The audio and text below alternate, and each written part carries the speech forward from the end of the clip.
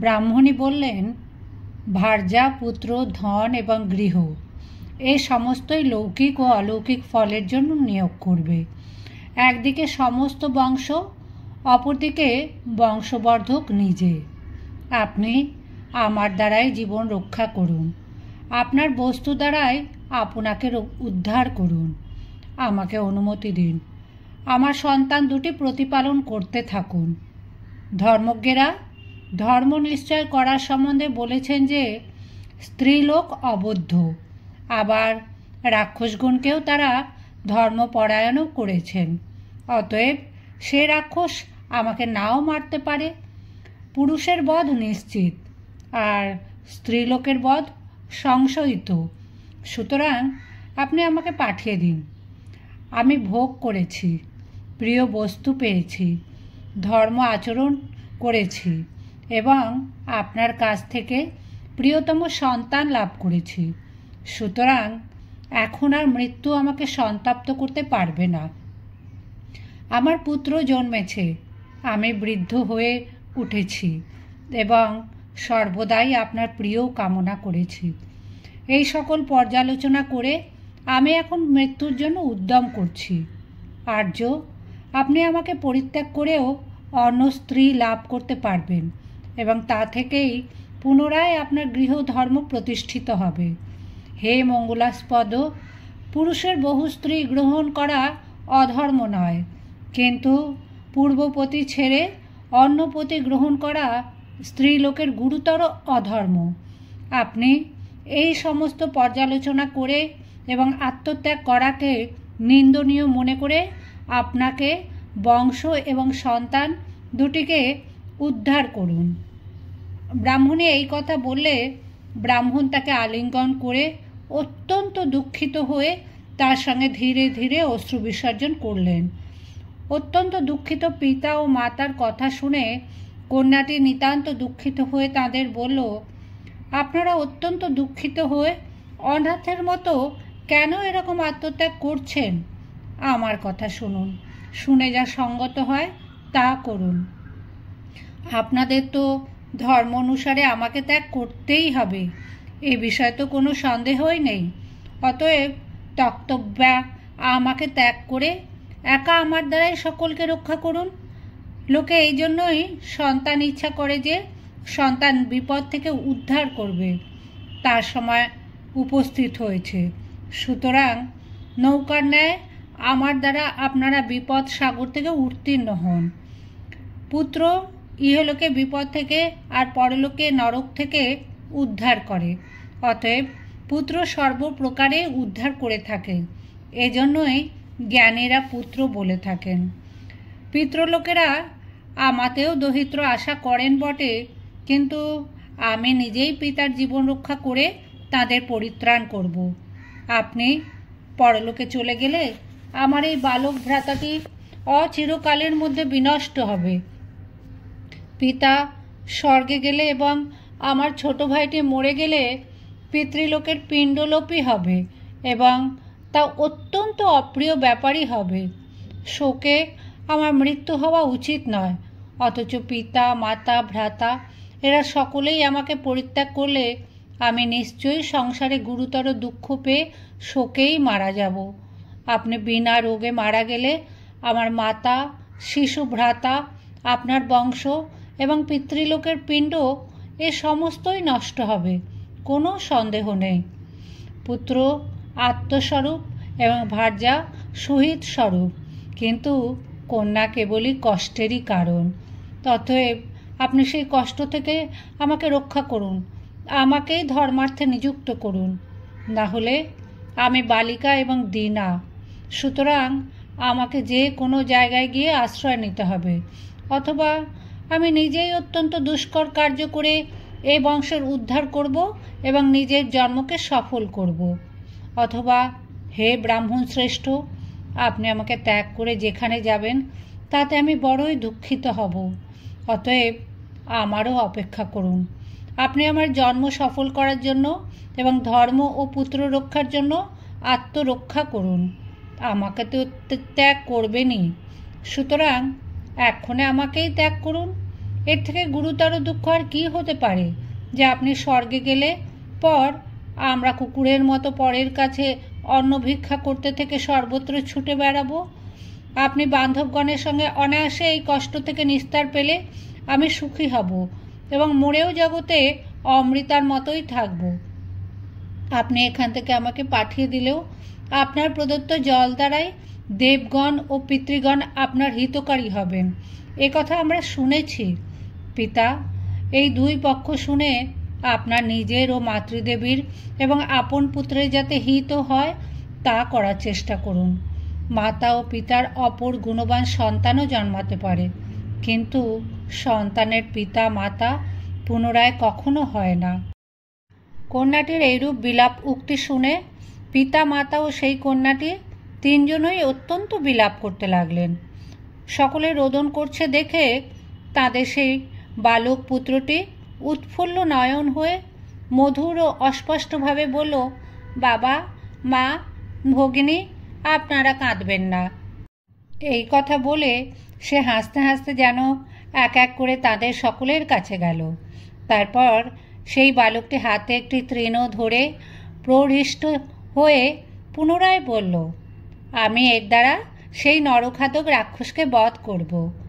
দুঃখে আকুল হয়ে থাকলেও সেই বালকের গদগদ বাক্য শুনে তাদের গুরুতর আনন্দ জন্মালো। জিজ্ঞাসা করবার এই সময় বুঝে কুন্তী তাদের কাছে গিয়ে মৃতপ্রায় সেই লোকগুলিকে অমৃত দ্বারাই যেন বাঁচাতে থেকে এই কথা বললেন, আপনাদের এই দুঃখের কারণ কি তা আমি জানতে ইচ্ছা করি। জেনে যদি তা দূর করতে পারি তবে দূর করব। ব্রাহ্মণ বললেন, তপস্বিনী, আপনি যা বললেন তা বলা সজ্জন সঙ্গতই বটে, তবে এই দুঃখ দূর করা মানুষের অসাধ্য। তথাপি এই দুঃখের কারণ যথাযথভাবে আপনাকে বলছি। ভদ্রে, আপনি এই দুঃখ দূর করতে পারুন বা নাই পারুন, শুনুন। এই নগরের কাছে অত্যন্ত বলবান একটি রাক্ষস বাস করে, তার নাম বক। সে এই নগরের অধীশ্বর। সেই দুর্বুদ্ধি রাক্ষস দেব বিরোধীগণের মধ্যে শ্রেষ্ঠ এবং সে মানুষের মাংস খেয়ে পরিপুষ্ট ও বলবান হয়ে দেশ রক্ষা করছে। সেই বলবান রাক্ষস দেশ ও নগর রক্ষা করে বলে আমাদের অন্য কোনো রাজ্য বা প্রাণী থেকে কোনো ভয় নেই। প্রচুর অন্ন, দুটি মহিষ আর এগুলি নিয়ে যেতে পারে এমন একটি মানুষ, এগুলিকে রাজা সেই বক রাক্ষসের খাদ্যরূপে বেতন নির্দিষ্ট করে দিয়েছেন। প্রতিদিন এক একটি পুরুষ এই খাদ্য নিয়ে বক রাক্ষসের কাছে যায়। বহু বৎসর পর এক এক ব্যক্তির এই পালা পড়ে থাকে। এ থেকে নিস্তার পাওয়া দুষ্কর। যারা এই বিপদ থেকে উদ্ধার পাওয়ার চেষ্টা করে পুত্র কলত্রাদির সঙ্গে তাদের বধ করে বক রাক্ষস ভক্ষণ করে। বেত্রকীয় নামক রাজধানীতে এক রাজা আছেন।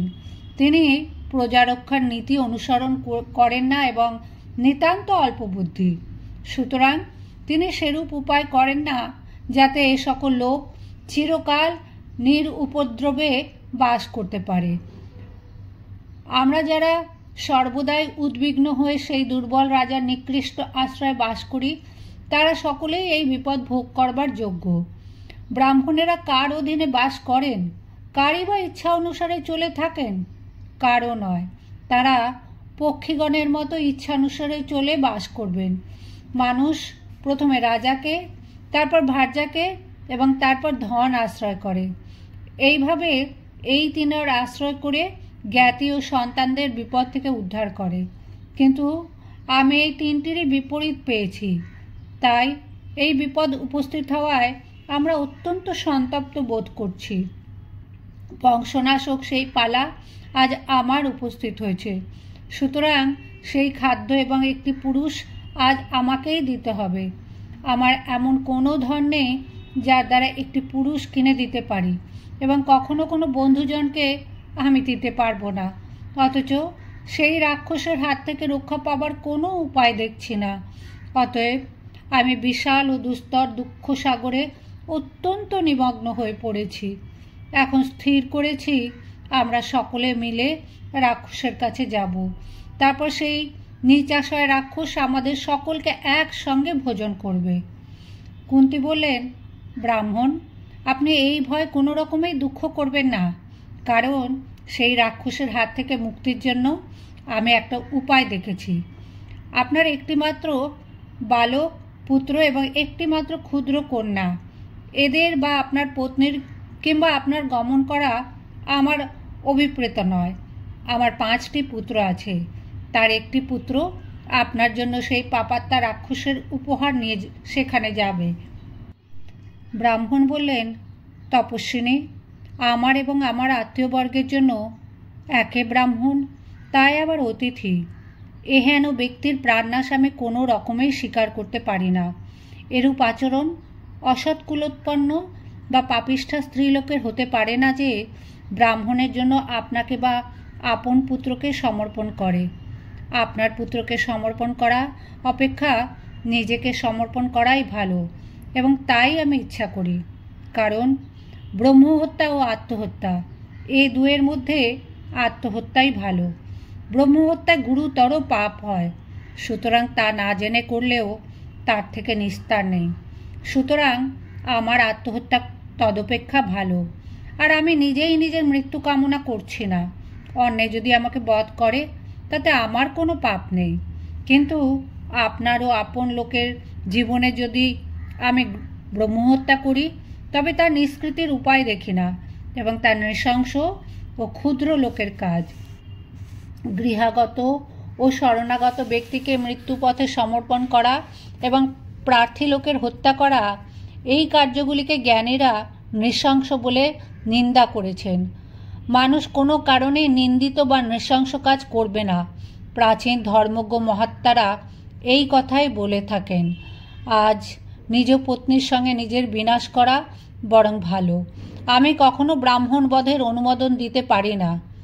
কুন্তী বললেন, ব্রাহ্মণ, আমারও এই দৃঢ় ধারণা যে ব্রাহ্মণগণকে রক্ষা করতে হয়। তারপর আমার যদি 100 পুত্র হতো তবুও কোনো পুত্রই আমার বিদ্বেষের পাত্র হতো না।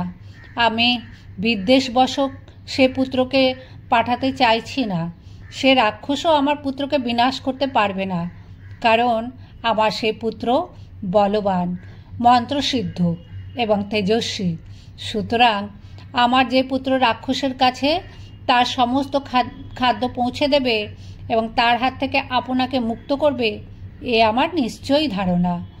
অনেক রাক্ষসী আমার বীর পুত্রের সঙ্গে যুদ্ধে মিলিত হয়েছিল এবং বলবান ও বিশাল আকৃতি অনেক রাক্ষসকে সে বধ করেছে, এ আমি নিজেই দেখেছি।